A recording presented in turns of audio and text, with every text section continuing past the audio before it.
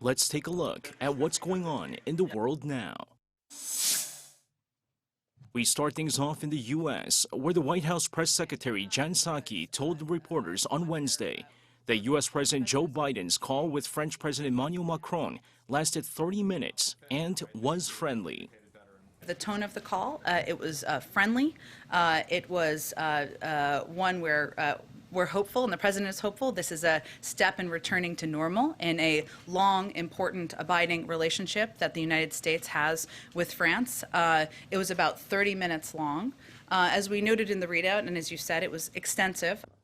The call comes as France recalled its ambassadors from the U.S. and Australia last week as it accused President Biden of stabbing them in the back after Australia ditched a $40 billion defense contract with France for the purchase of submarines and opted for U.S. submarines instead.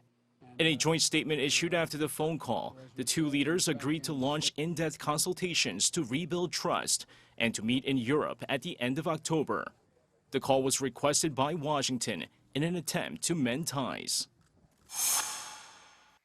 The race for the top position at the World Health Organization seems like a one-man race, as Germany announced Wednesday that it has nominated Dr. Tedros Adhanom Ghebreyesus for a new term.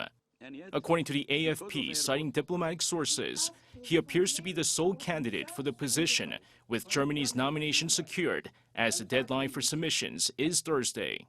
Dr. Tedros has not yet confirmed that he will run for a second 5-year term, but a number of diplomatic sources say he would stand.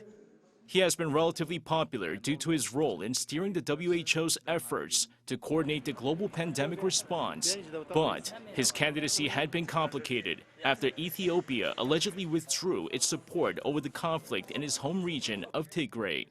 Watchers say most had predicted that backing would come from a country in Africa, which has generally been content to have one of its own in such high position, and Germany's nomination did come as a surprise.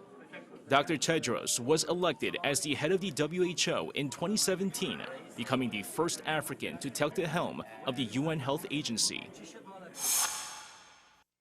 And finally, according to Europe's Volcano Observatory on Wednesday, the vast wall of molten lava creeping down from the slopes of Spain's La Palma Island has destroyed 320 buildings, as well as over 154 hectares of land. The property damage report was twice that given a day ago by Copernicus, which uses sky radar imagery to monitor the extent of lava coverage. However, experts believe the scale of damage will rise in the coming hours as a slow-moving but unstoppable mass of white-hot rock continues to slide towards the island's western coast. They added that if the lava continues to move at the current pace, it will reach the sea later on Wednesday or possibly Thursday. When the lava meets the water, it is expected to create an explosive effect.